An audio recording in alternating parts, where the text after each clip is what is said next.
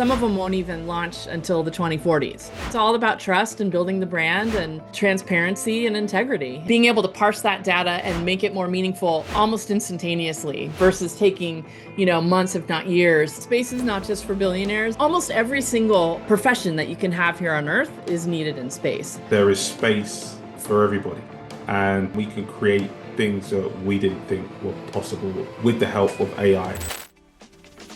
Joel Lalgee and Marcus Sawyer welcome you to AI and Recruiting, the show where they break down how AI is transforming hiring, leadership, and the future of work. Expect real talk, smart tools, and bold conversations with the people shaping what's next. Let's get into it. Sarah Pousho, welcome to the AI Business Update. Great to have you here. Thank you for having me. I'm excited to be here. Yeah, so really excited to talk about the industry that you're in, as well as your background and the work that you're doing at SpaceBridge Partners. For our audience that's out there today, why don't you just tell them a little bit about your background and then we'll go into what you're working on today. Sounds good. I have always been interested in space my whole life. I wanted to be an astronaut since I was a little girl. My goal was to go to university and graduate with an astronomy degree and then go work for NASA. And I ended up changing majors at UC Berkeley to a rhetoric major. And back then, NASA did not need rhetoric majors. They could certainly use one today. But so I ended up taking a temp job, and that turned into me working at that company for 5 years. And that was at a calendar publisher. And that led me to another job and another job and another job. Pretty soon, I had worked 30 years in the consumer product sector, mostly in sales and licensing.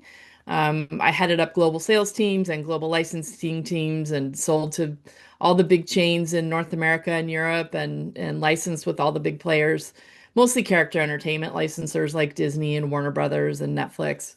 But yeah, about 5 years ago, I reached out to one of my best friends from university.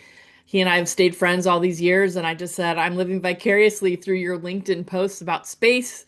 And he offered to kind of take me under his wing and suggest what conferences to go to and what trade shows to go to and people I could meet.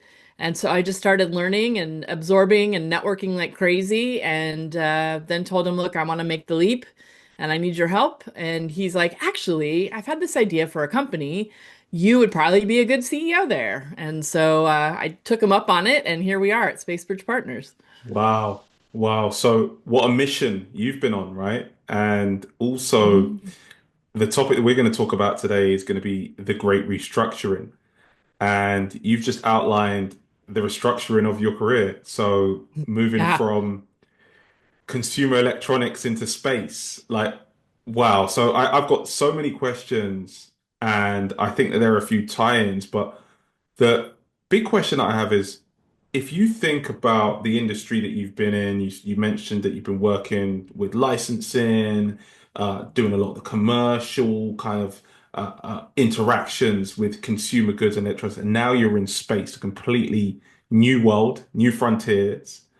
What is fundamentally the same and what is fundamentally different between running a business in on Earth and then running a business across the universe? Uh, Actually, you'd be surprised how many skills translate. I mean, it's really a relationship building game. It's a networking game. I mean, we're talking about space missions. I'm working with space missions that some of them won't even launch until the 2040s.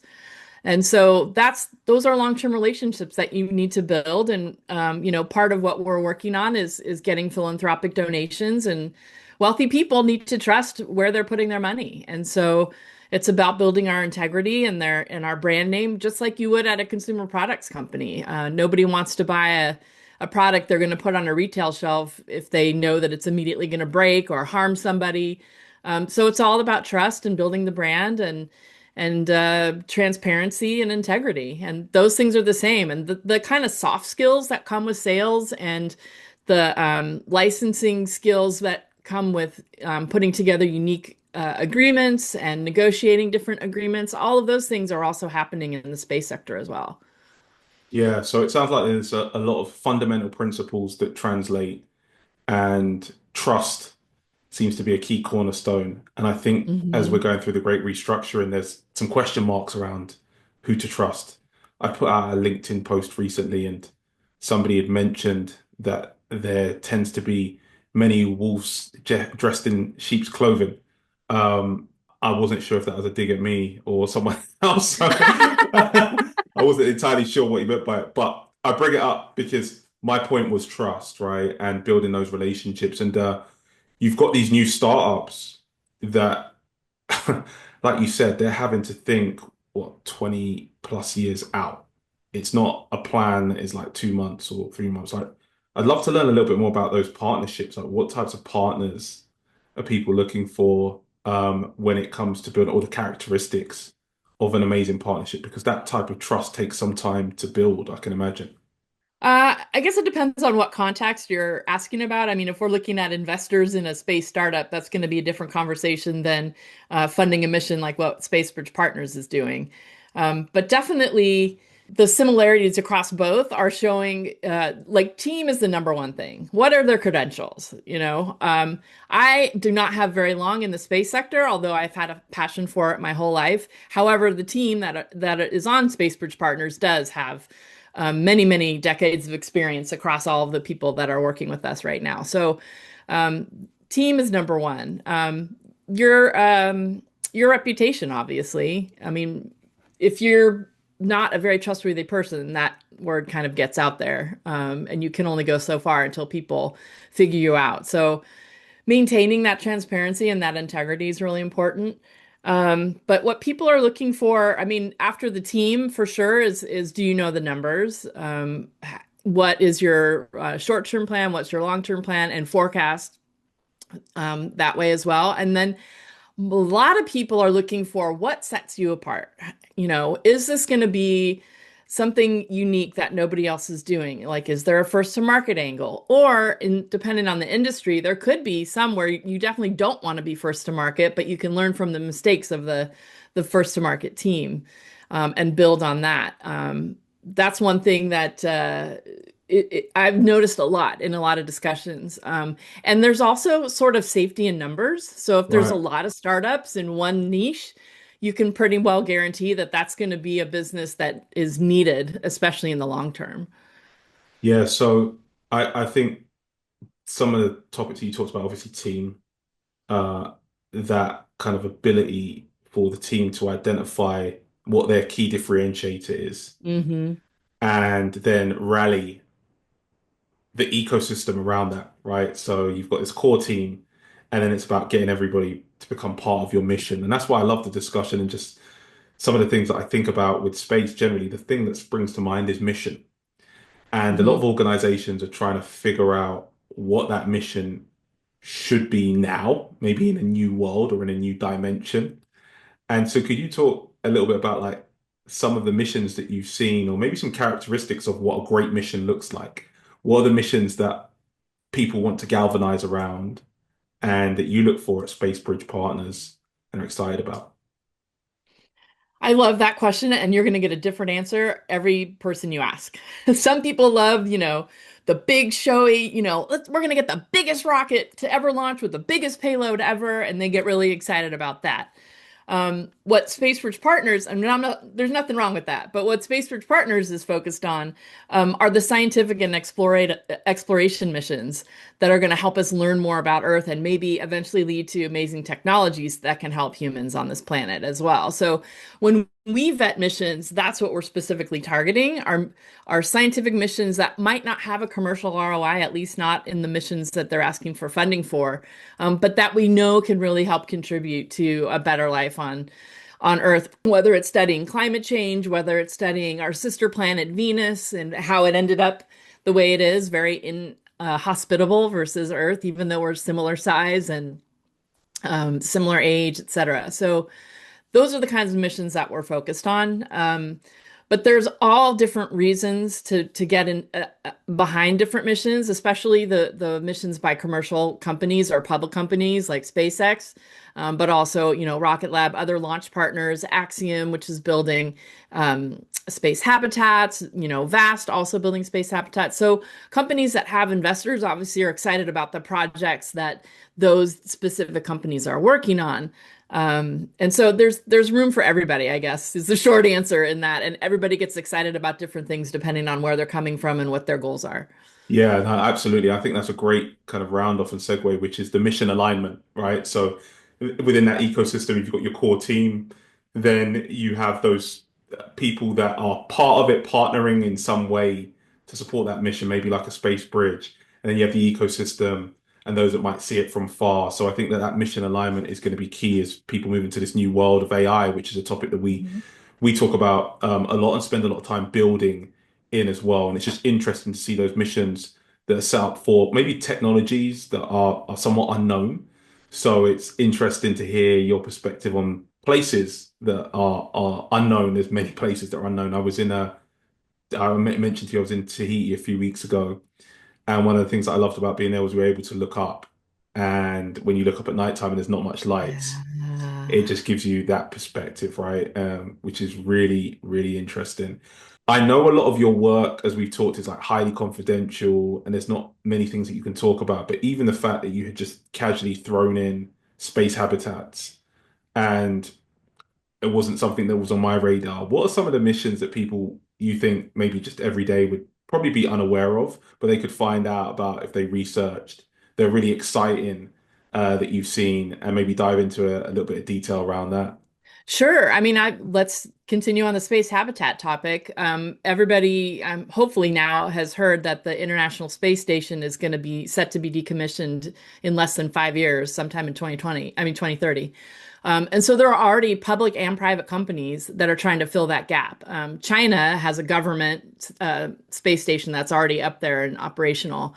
But there are companies like Axiom, like Vast, like oh my gosh, there's a third company, Max Space, that all have different takes on what a new habitat could look like in space. Some are aimed at space tourism, some are aimed at scientific experimentation, like the International Space Station was, and they want to take up where the ISS left off. And so there's lots of different really interesting companies happening there. And what I'm seeing on the AI side of things, one is that hasn't really happened much before the last, 5 or 10 years, is the human interaction within these spaces and being able to model these spaces, especially using AI to help predict different situations that might happen in space, but also have it comfortable enough for humans to survive. Unlike, the ISS is just full of wires and it's a really enclosed space and it doesn't look very habitable. It's really meant for science, and that's the number one focus. And then, oh yeah, we have to send people up there too. There's so many companies out there now that are very mindful of the human interaction within the space station, within, with each other, and how to keep them physically fit and also psychologically fit. So AI's played a part in 3D modeling. AI's played a part in the data analysis from all the data that we're getting from the ISS. And you can compute so much more rapidly now and infer different analysis from the data using AI tools. So that's what's been really exciting. I feel like it's really starting to accelerate the innovation. Yeah, I was going to ask that actually, Sarah. Like, as far as the acceleration itself, if you were to kind of hazard some kind of ballpark idea of like how much more has AI accelerated space exploration in your time of being in the industry, kind of seeing all of the people that have been part of it and galvanizing, what parts has it accelerated, and how quickly do you think we're going to get closer to some discoveries that might have taken a lot longer previously? I think the number one place where I've seen AI help is in analyzing all of the data we're getting from all the satellites, the Hubble telescope, all the different telescopes that are in space right now, and being able to parse that data and make it more meaningful almost instantaneously versus taking, months, if not years, to look at the data. In fact, I was just reading an article about data that Russian probes, Venusian probes, sent back 40 years ago. People are reanalyzing all of that data and putting together a better picture of what data that those Russian probes sent back from planet Venus. And so it's just incredible how much farther you can reach, how much more you can pull out of the data and analyze. And new technology is going to be built on this. Then you can use AI also to go where humans can't go or shouldn't go, because our bodies aren't built for that. But we can send AI robots, for example, out to um, start establishing a base on the moon, for example. And so they can, dig tunnels where humans can live without, getting radiation from the sun that's passing by with the zero atmosphere that the moon has and things like that. So we could use AI to make decisions on our behalf in other places in space that will get us ready to send other humans out there. So, circling back to the humans inhabiting places off of this planet, AI will help a lot with that, and it will make it happen way more quickly just because the computing power is exponentially faster than it was even 5 years ago. So when you talk about inhabiting, I think about environments, and then I think about an ecosystem around that environment. So whether that's a social ecosystem, physical Hmm. ecosystem, I think about a talent ecosystem. And then what springs to mind, the word for me is abundance. And I think that at the moment, people are fairly fearful about what AI is going to do to their roles and to their jobs. But can you talk a little bit about the impact of maybe AI and just generally on jobs, space, that industry itself, like the impact that you think it will have on jobs and opportunity at large? That is a really interesting question. There's no doubt that AI will take some jobs. I mean, it's just faster and could be more accurate than humans. But there's always going to be a need for humans to operate or to use AI as a tool. And in fact, I've already seen AI create new jobs, just for the very fact of its existence. Because how do you set up the app or the program that's going to analyze the data that you want to look at? Somebody's got to do that. I guess you could say agentic AI could take that over at some point, but there's always that human element, especially when you're designing for humans off this planet. The AI doesn't touch and feel like humans do. They don't smell like humans do. They don't, you can use it to simulate circumstances, but all of the jobs that will be created will be people that understand how to use these tools and either A, become the best data analyzer you've ever seen because now they have these new tools available at their fingertips. It'll help you create models faster and look at safety procedures and different kinds of tools and instruments that might need to be a part of a space capsule or a habitat or things like that. You'll be able to dramatically speed up those simulations, those design processes. And so I think if you're in a job that you don't think will need AI, I think you're wrong. I think you can use AI whether you're an accountant or an interior designer or a data analyst is a pretty obvious one, an engineer. People are using AI in all different jobs. Even, lawyers, salespeople, there's all different ways that you can use AI. And I think it's going to make your job a lot more efficient. You'll be able to work a lot more efficiently and probably get way more work done than you were able to. And two, it'll create jobs for people that are excited about AI, understand how to use it, and understand how to apply it to gaps in our systems, whether in all areas of space, Yeah. operations, design, everything. Yeah, one of the things that I'm hearing here as well is the design of a new system. So whatever Hmm. that system may be, and if you can design the system, which is what AI is, then you can figure out the place that you will play in that system or the ecosystem will be part of. So I think that's a really interesting concept because I think there's been a lot of reaction to AI versus being proactive and saying, okay, let's sit back and plan in terms of what the opportunities would be. I'm going to switch gears slightly and talk a little bit about leadership. Whether or not we are on planet Earth or we're anywhere in the universe, what is one of the most valuable leadership lessons that you have learned yourself and maybe something that others don't know or you believe they may not be seen to be true based on your experiences and what you know from kind of seeing from a different perspective. I don't know if I would say people don't know this, but some might know it and choose not to acknowledge it. But I think the biggest leadership principle that I have, I'm still learning, is understanding the people that you're leading and that they're not all the same. Just because they all work for your company doesn't mean they all have the same mission and vision and goals.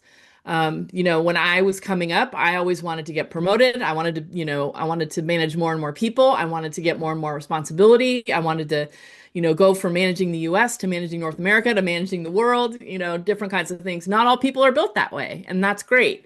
Everybody has their own lot in life. They all want to obviously food, clothing, and shelter are the most important thing. And then hopefully they love their job as well. And so I think understanding where everyone on your team is coming from and managing to that instead of trying to manage everybody the same way is a huge lesson that I learned early on. And I feel like I'm definitely getting better at that, but that really helps too. And people are going to be happy if they're doing something they like to do. So even though if I hire somebody for a specific position, I'll say, where do you want to be in 5 years? What are your goals? And it might not be anything to do with what I hired them for. And so if I can help mentor them and steer them towards what they want to be doing, I'll get better. They'll be happier. They'll do better work for me. And I might be able to take advantage of their advanced skills now that they're doing something that they like in a different area. And they might be able to have a promotion or a lateral move into doing something that they'd rather do.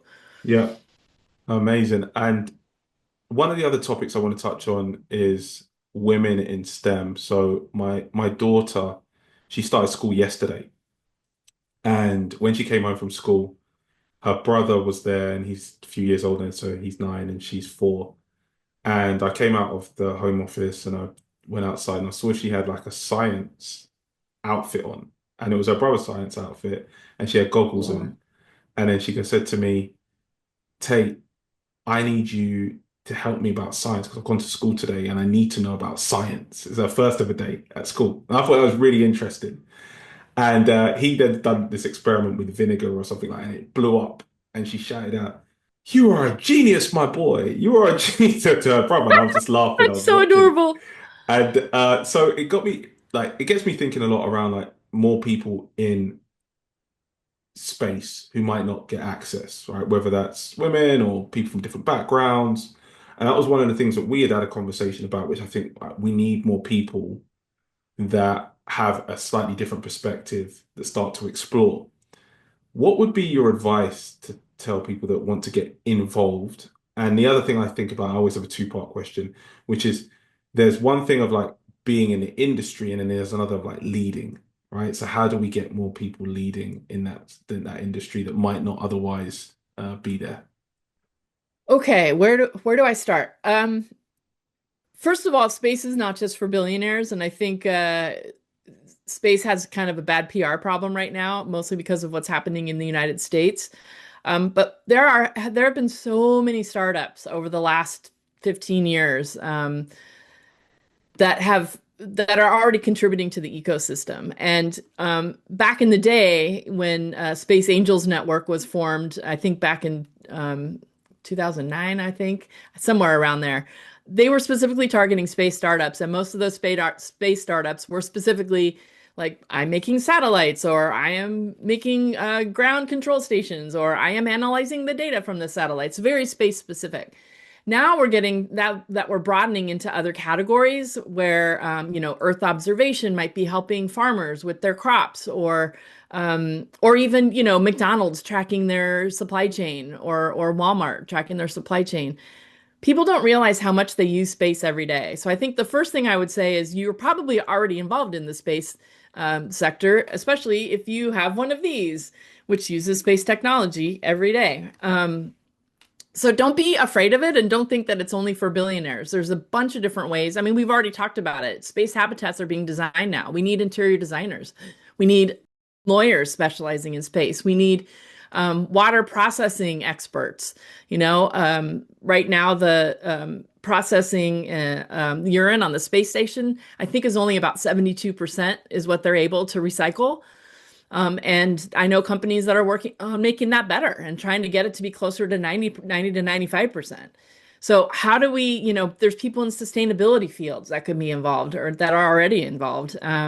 All different, almost every single profession that you can have here on Earth is needed in space. So that's the first thing I would say. For leading in the space sector, there again, look and see how your skills would translate. And I said before, like your skills will translate 100%. If you like managing people, and you figure out where your niche is, maybe you're the consultant or the expert in interior design and you don't work for one company, but you're a leader in that field and you have people working for you because you are being called upon by all of these people that are creating the habitats. And, they want your expertise on interior design. Same with, a doctor or, all the other professions that you can think of. So I would find definitely where your heart is and where you feel like you're comfortable leading people, and then reach out to your network and figure out how you can get your foot in the door anywhere in the space sector. There's also, of course, courses you can take at International Space University, University of Florida. There's tons of schools where you can. Thunderbird even has a course. Thunderbird School of Management even has courses in space sector as well. So there's a lot of different avenues you can take. I think we don't have enough time for me to talk about all of them, but there's some ideas. Well, we could, yeah, look, it's been absolutely fantastic talking to you and learning about your experiences within space and also insights, right? Because I think sometimes, as you've mentioned, space has been seen as just a place for billionaires. And Hmm. it's something I've been interested in for a long time as a kid. I've got many family members, and always looking up at the stars Yeah. provides inspiration. And I really appreciate your time. And then also us learning, a big takeaway for me is there is space for everybody. And I think if we are aware of that, then we can create things that we didn't think were possible with the help of AI. And for those listeners listening in, Sarah is continuously pushing the boundaries, but also not only just pushing the boundaries for the sake of it, but to try and make life better on Earth. And I think that's a really important mission. So thank you for taking the time and sharing your thoughts. Where can people find you, and what are you working on right now that you would like people to know? So if they want to be part of your mission or support it in any way, what are some of the words that you'd like to leave our audience with? Well, you can find more about our company at spacebridgepartners.com. We also have a LinkedIn page. You can find me on LinkedIn as well. That's where I live mostly in LinkedIn. So you can find a lot about our company and about me there. The things that we're working on right now are our consulting services for SpaceBridge Partners. So if you are interested in getting missions funded, but you're not quite sure how that would work, or why would you, if you're a brand marketer or a high net worth individual or a wealth manager, and not quite sure how a space mission would connect with your portfolio, but you're interested in it, we have solutions for that. Or if you're ready to, put together a brand marketing program or cut a philanthropic donation check for one of our missions, you can do all of that through our website as well, or LinkedIn if you ping me on LinkedIn as well. But those are the two most important things. We're truly trying to educate people that we exist and that these missions, these vital missions, need to get funding. So trying to get the word out that way, that's the most important thing. Amazing. And we're really excited to continue to partner. And one of the things that EQ's doing is really trying to help companies identify the right people to partner with at the right time with the right opportunity. So we're providing intelligence around those. So anybody that's looking to recruit for talent or find potential ICPs, ideal client profiles, please reach out to me as well. And thank you for your time and listening. We'd love to see your feedback in the comments and you to share any information and insights. And please reach out to Sarah. She's doing some amazing work, has a fantastic team. And I think that what is happening in space is going to change and transform everything that happens on Earth. So, Sarah, thanks again for your time. Thank you. If you got value from today's episode, share it with someone in your network, your team, your boss. or that recruiter still stuck in 2015? Be sure to follow the show so you never miss what's next in hiring and AI. Until next time.